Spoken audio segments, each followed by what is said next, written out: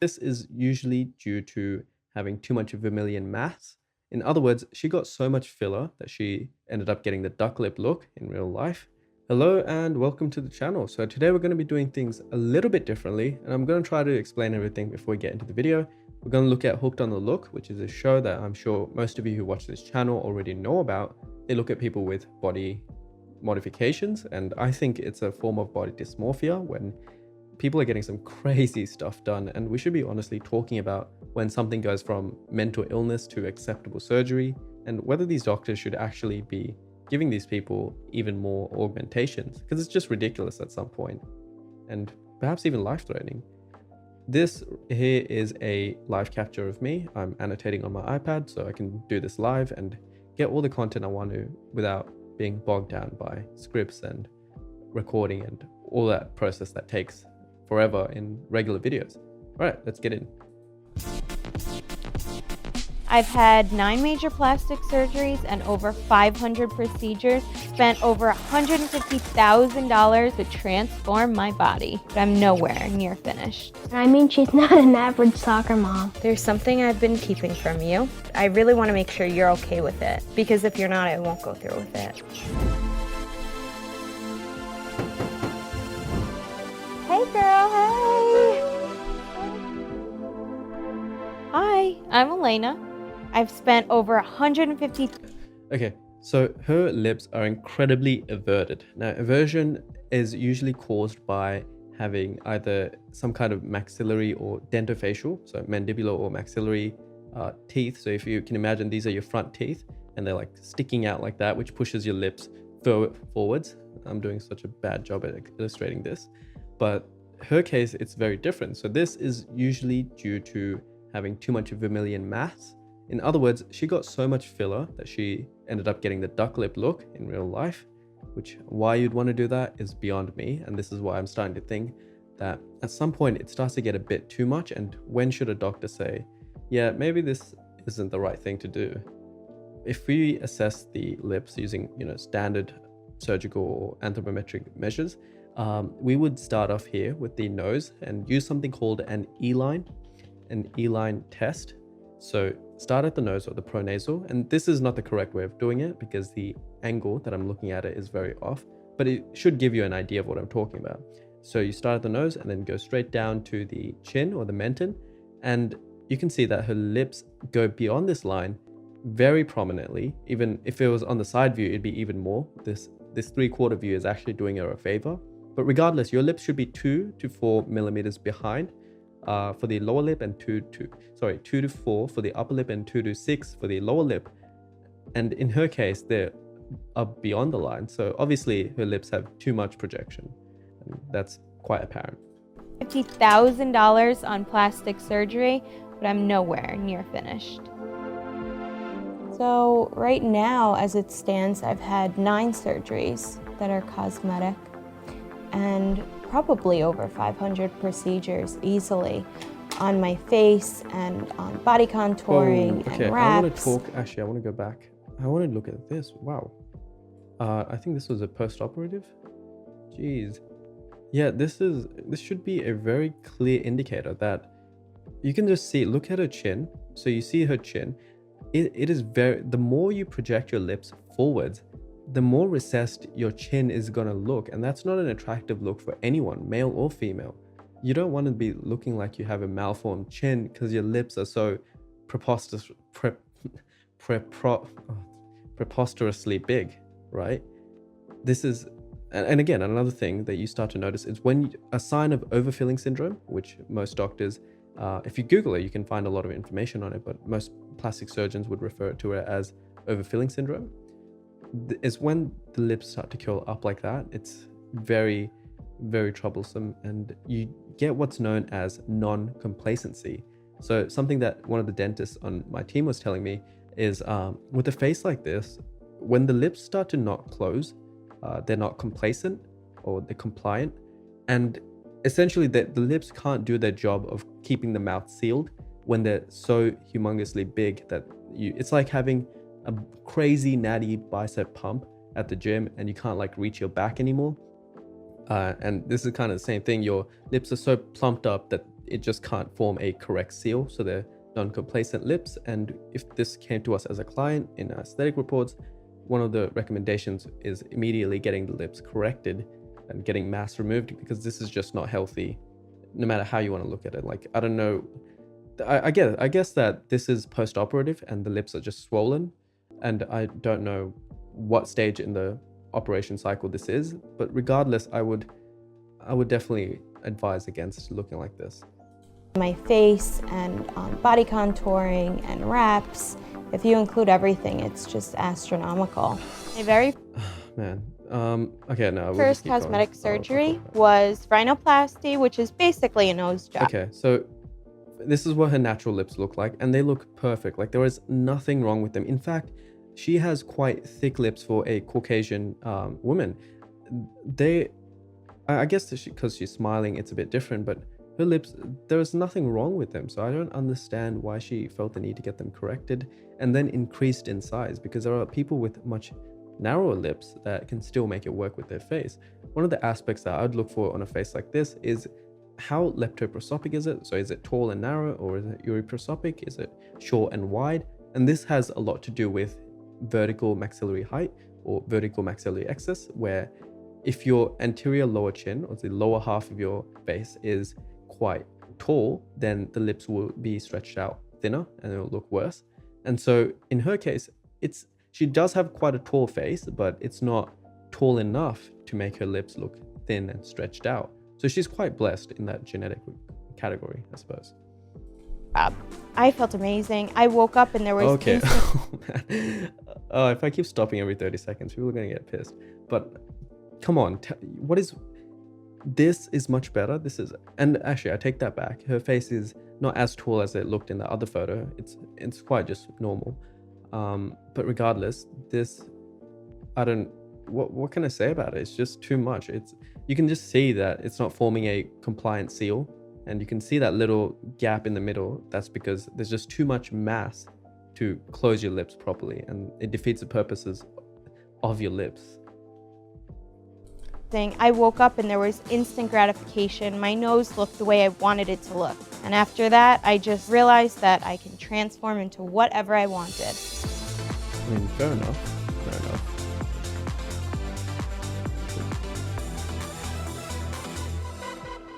Yeah. My look requires a lot of time and a lot of effort. My schedule just revolves around everything beauty. I strive for perfection. Okay. Can I just ask, what do these people do for a living that allows them to spend this much money on their looks? And then secondly, make their whole career around looking the best you can. No, even paid models can't do that. So what the hell does she do for a living? I have like super hooded eyes. That's probably going to be my surgery after the one that I'm having. Oh, okay. It's called like blepharoplasty. Blepharoplasty. So plasty means to change, plastos, the Greek word for change or reshaping, and blepharo referring to the upper eyelids. So she mentioned that she has very hooded eyes. So essentially she's getting the upper periocular region changed, which I apologize, it is very hard to draw because it's just a green screen on my iPad and I can't see what I'm drawing. This region here, I don't think this would be, personally, I can't see how this would work out, but I'm sure a doctor can. Mm-hmm. And basically they cut your eyelid to make it like pop more. Wait, what? Yeah, it's pretty crazy. I think that we all have pressures because of social media, TV. Everyone uses a filter these days. Damn, okay, I can't get over the lips. It's just so insane to me. Her chin is actually, it's a bit strange, but her chin's not that far back, but these lips are just, like, again, if I were to draw a line from the facial plane, which is the glabella or the base of your forehead, to the menton, or the most prominent point of your chin, you can see again just how far deviant they are. Ideally, you would want your lips to be, I believe, 1 to 2 millimeters from this line, just off the top of my head, from the research literature. But this is obviously way more than 1 to 2 millimeters. It would be closer to 5 or 6, which is very deviant. And then when the filter comes off, you're sort of left wondering why you don't look the way that you looked on your phone. Hey. Oh my God, it's stunning. I love this look. It's so glam. Thank you so much. It's fabulous. I get so much negativity on Instagram, on social media about being fake, being plastic. And I just want people to understand that that doesn't define you as a person. I do Botox year-round. I have a brow lift, rhinoplasty, silicone in my cheeks. I had my chin reconstructed. I have silicone. Wait. Okay, this is interesting. Another thing. So firstly, two things I want to talk about. She mentioned that this idea of wanting to look her best comes from the filters that she's using. So this is actually a very recent aspect of research literature in psychology, where are filters making us more self-conscious? And indeed, the research literature has found that they are. We made a recent video on Zoom dysmorphia, and it's very similar to Snapchat dysmorphia. And she herself has said that the reason for why she wants to get these filters the reason for why she wants to get this work done is so she can look more like the filter. Now, if you remember the filters of 2018 Snapchat, the duck lips, the dog filter, all of these aspects were surgical corrections that you can see on her face, especially the duck lips. I mean, she literally became the meme, right? What I want to point out here is, if I can just find the reference. So here with the cheeks, you can see very clearly where she's got the silicone implants, the malar implants as they'll be called, or the submalar as Kim Kardashian got them done. And one of the issues with getting silicone implants, as I'll show you with this diagram, is that it makes your nasolabial lines very distinct. Not just silicone implants, but any implants in that region in general. Because if you can imagine that this is a face, and this is your nose, and these are your nasolabial lines, right? Because everyone has them. If you're confused what they are, this is the nasolabial line that demarcates between the cheek and the lips, and essentially the nose itself. That line becomes more distinct because this is your cheek, and this is your, I suppose, the region next to your lips. I can't remember what it's called off the top of my head, but this is your cheek fat, and it's just been increased. Now you've made it even more defined by getting an implant or a filler, and you can see how this valley is created that creates a very unattractive and harsh demarcation, or a crease, or a nasolabial fold as we'd call it. And that's essentially what we're seeing here, right? So don't get cheek implants unless you really need them. Reconstructed. I have silicone in my lips, Kybella to eliminate some of the fat under my chin, breast augmentation 3 different times, a tummy tuck. I had my muscles sewn together so it corsets my waist, hip implants, butt implants, fat transfers. I had my arms, legs, my stomach, and my back liposuctioned. I'm currently recovering from spacers being placed in my hips and my butt to make them bigger, to stretch the skin out. It's basically preparing me for my next surgery. I've had to get blood transfusions. I'm anemic after so much blood loss. I've passed out and almost bled to death in an ER. I currently have an open wound on my back from when my butt implants went in that didn't close because we're trying to stretch the skin. It's been painful. It's been a rough road. My family is not. I think we should pause and talk about what she just said. So firstly, she's anemic from all the blood loss from her surgeries, which is crazy when you think about it, because these are not open heart surgeries that she's having done on her on a bi-weekly basis. These are cosmetic surgeries, and they shouldn't be as invasive as some of the other things that she's having done. So it just shows the extent of how much work she's had done on her to begin with. Secondly, the butt implant that's not closing up, or the wound for it, that's also quite concerning, because that's a potential sign of infection, or more concerningly, that is a high risk infection zone to begin with. And lastly, she's getting spaces put in, which is, I mean, I have nothing to really say about that, but the fact that you have to stretch out your skin is gonna cause marks on your skin, in particular stretch marks, if it's done quickly, which is what she's doing here. These are going to be permanent, long-lasting effects. I think it's a one-way surgery, really. supportive. I don't want plastic surgery to drive a wedge between me and my family. It's been challenging because I want to be present for my son, and part of plastic surgery is really the recovery period.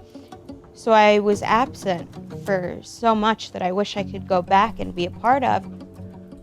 Then there's the psychological effects where she's missing out time with her son because she's spending so much time in the downtime in hospitals that I just don't see the value proposition here.